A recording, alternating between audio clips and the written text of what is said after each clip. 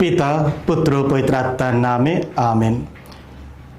সঠিক কাজ করো, সঠিক সময়ে, সঠিক পদ্ধতিতে এবং সঠিক জায়গায়। খ্রিস্টে আমার পরম প্রিয়জনেরা, আজ সেপ্টেম্বর মাসের 5 তারিখ শুক্রবার, আর আজকে ডেলি মান্না ঈশ্বরের বাণী প্রতিদিন নেওয়া হয়েছে লোকরচিত মঙ্গল সমাচার থেকে 5 অধ্যায় 33 থেকে 39 পদ। একদিন শাস্ত্রীরা ও ফরিসীরা যিশুকে বললেন, যোহনের শিষ্যরা তো প্রায় উপোস করে, কত প্রার্থনাও করে, তেমনি ফরিসীদের শিষ্যরাও তো তাই করে, অথচ আপনার শিষ্যরা কিন্তু খাওয়া দাওয়া সব কিছুই করে থাকেন। উত্তরে যিশু বললেন, বরযাত্রীদের সঙ্গে বর থাকতে তাদের কি আপনারা উপোস করিয়ে রাখতে পারেন? কিন্তু এমন দিন আসবে যখন বরকে তাদের কাছ থেকে নিয়ে যাওয়া হবে, আর তখন সেই দিনই তারা উপোস করবে। তারপর তাদের তিনি উপমা দিয়ে এই কথাও বললেন, নতুন পোশাক থেকে এক ফালি কাপড় ছিঁড়ে নিয়ে কেউ পুরানো পোশাকে তালি দেয় না। তা করলে শুধু যে নতুন পোশাকটাই যে ছিঁড়ে ফেলবে তা নয়, পুরানো পোশাকের সঙ্গে নতুন কাপড়ের সেই তালিটাও তখন মানাবে না।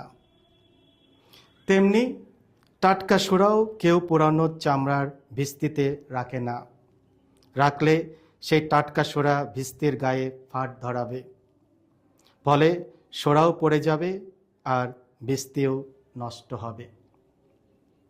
না, টাটকা সোরা রাখতে হয় নতুন চামড়ার ভিস্তিতে। তাছাড়া পুরানো সোরা খাওয়ার পর কেউ টাটকা সোরা খেতে চায় না, সে বলে, না, পুরানোটাই ভালো। এই হলো প্রভু যিশুর পবিত্র মঙ্গল সমাচার।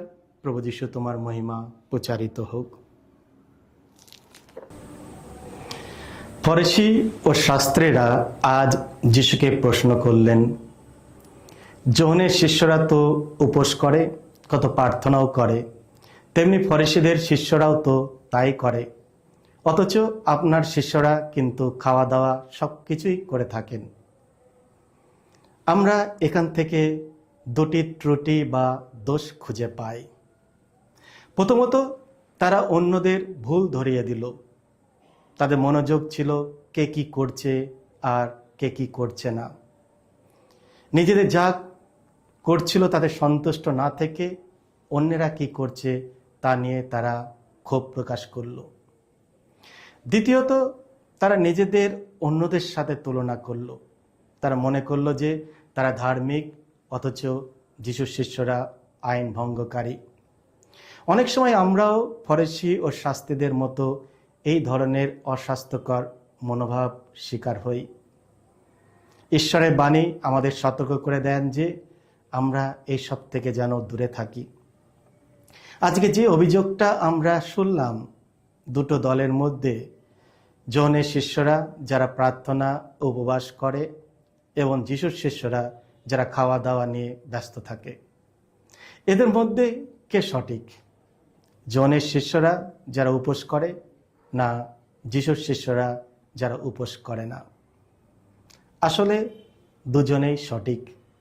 প্রার্থনা ও উপবাস আমাদের ধর্মীয় কর্তব্য, আর খাওয়া দাওয়া আমাদের দেহের প্রয়োজন। যিশু এর কোনোটাতেও অস্বীকার করেননি, বরং তিনি 3টি ছোট উদাহরণের মাধ্যমে একটি সুন্দর বার্তা তিনি আজ আমাদের দিলেন।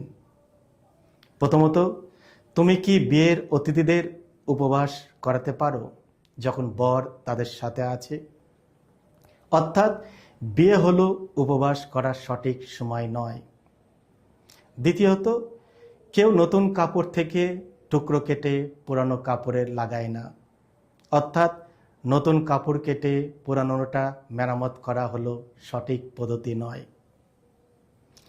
তৃতীয়, কেউ পুরানো সোরা নতুন সোরার ভিস্তিতে ঢালে না, অর্থাৎ পুরানো সোরা নতুন সোরার ভিস্তিতে রাখার সঠিক জায়গা নয়, বরং নতুন সোরা নতুন সোরার ভিস্তিতেই রাখার সঠিক জায়গা। যিশুর বার্তাটি খুবই স্পষ্ট। সঠিক কাজ করো সঠিক সময়ে, সঠিক পদ্ধতিতে এবং সঠিক জায়গায়। উদাহরণস্বরূপ, ঘুমানোর সঠিক কাজ, কিন্তু সকালে ঘুমালে তা সঠিক সময় নয়। অর্থ উপার্জন সঠিক কাজ, কিন্তু বেআইনি ব্যবসার মাধ্যমে উপার্জন করা সঠিক পদ্ধতি নয়। বিনোদন সঠিক কাজ, কিন্তু গির্জার ভেতরে বা উপাসনার স্থানে সেটা করা সঠিক জায়গা নয়। এই নীতি মেনে চলতে হলে আমাদের বিনম্র হতে হবে এবং ঈশ্বরের কাছে আমাদের জীবন পরিচালনা করার জন্য তার সাহায্য চাইতে হবে। আর এর জন্য আমাদের আদর্শ হলেন মাতা মারিয়া। তিনি সঠিক কাজ করেছেন, ঈশ্বরকে হ্যাঁ বলেছেন, সঠিক সময় করেছেন, নিজেকে বিনম্র করেছেন, আর সঠিক সময় করেছেন যখন ঈশ্বর তার পুত্রকে এই পৃথিবীতে পাঠিয়েছেন।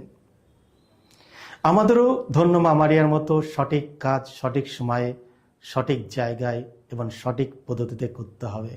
তবেই ঈশ্বরের অনুগ্রহ ও আশীর্বাদ সবসময় আমাদের জন্য থাকবে।